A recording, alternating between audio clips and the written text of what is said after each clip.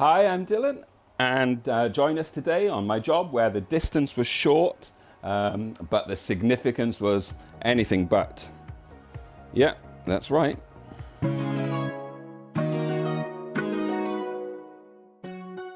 So the move started in Bishopsworth, which is a village in south of Bristol. After a stunning early morning drive skirting the edge of the city and following the River Avon into Bristol, I arrived on a reasonably busy residential street, but I was able to reverse the van onto the driveway, lush. And I'd been asked to collect a large, heavy double bed and two large wooden chest of drawers. There was a bookshelf, a dining table, a writing desk, a large desk, study desk, and a washing machine. For my customer today, this job wasn't simply just about moving furniture from A to B. That's right, it was the beginning of something new. Getting the core essentials of her old home, a flat, into her new home, which would be a house, would mean getting her life moving onwards and upwards up the property ladder.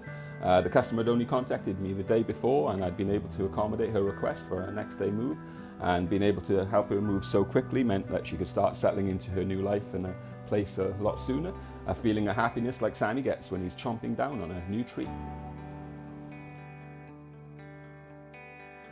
However, without the correct defences and loading strategies in place, it was going to be a struggle and a toss-up as to whether or not I could get everything into the estimated one van load, and meaning the customer may end up with a higher invoice or maybe some furniture they planned on moving being left behind, and I couldn't let that happen. So after carefully measuring and estimating the positioning of the larger pieces in the van in the load profile process, I now had formulated what's often referred to as a load geometry and orientation plan. It was basically going to be a giant game of van Tetris, as the customer remarked when I'd been loading. And I would first have to carefully consider the gravitational orientation of each of the items to ensure that a strong base layer could be formed, which would be sturdy enough then to take some of the layers above. I had to carefully consider if each item would be flat or upright, identifying the strong sides and protecting any weak or delicate sides. I was able to get the drawers and the washing machines, the shelf units, the sideboards and the part of the desk all locked in to form a sturdy base layer.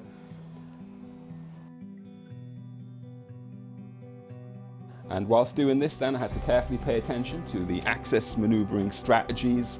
This was both in terms of carrying the items from inside, where there'd been some interesting 90-degree turns, some stairway constraints and narrow doorways to manoeuvre through, requiring some orientation changes and micro adjustments throughout. But then also within the back of the van, so that I could have some channels and surfaces for some of the longer and larger items that would be going in on the upper layers. And then finally be able to have some access to the securement straps in the end to apply some downward compression.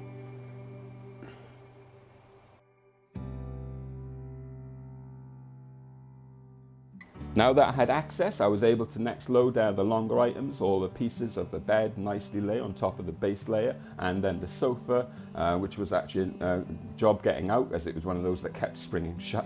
But with a bit of careful manoeuvring, it fitted perfectly, enabling a nice shock absorption layer for the furniture below. This was then added to with another layer of downward cushioning provided by the weight of a heavy mattress, which nicely spread out some of the downward force on the items below too. To complete the positive fit, ensuring the DVSA measurements were met, there were no voids within 30 centimetres of the rear or 8 centimetres of the sides. The mattress then was a little more than 30 centimetres from the roof, so I had to make sure it would be compliant by using a triangulated downward restraint, using two full-length ratchet straps pushing everything down into a base lock.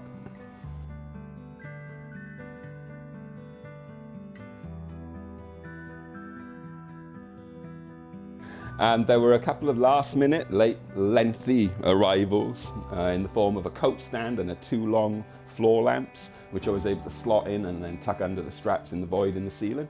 But it was still going to take some extra careful driving and force control, as always, as my final defence.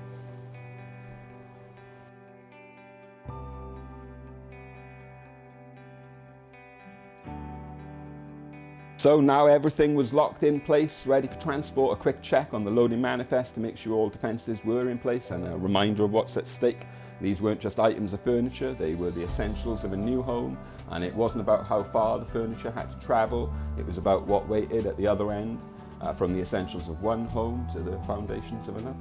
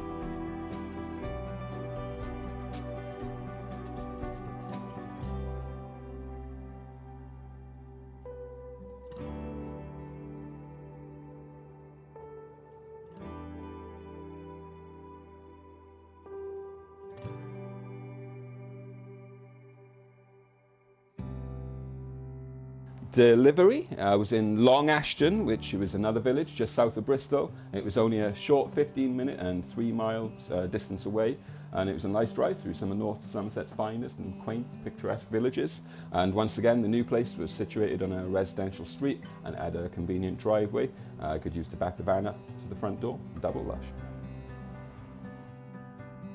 And everything had arrived as expected, and with the convenience of the short carry into the property, unloading was straightforward. Unlike at collection, only some of these items had to go upstairs in the new place, and life in the house of our own could now begin.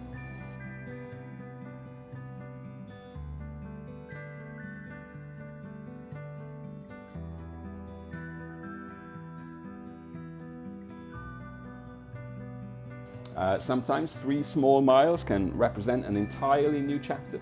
The customer's happiness and relief at the end showed, and it showed just how much the move meant, and made me once again consider that a man and van job is about far more than carrying furniture. It's about helping somebody move forward. And with my successful defences in the job, everything had gone as hoped for everyone.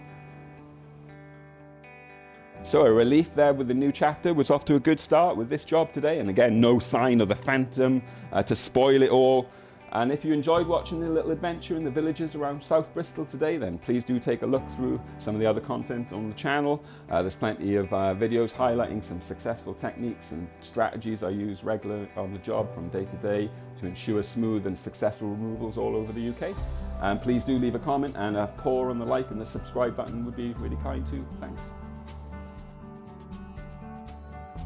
So, having helped with moving the customer forward successfully today, I think it's about time we let Sammy have some forward movement in the form of a game of fetch, maybe, his favourite.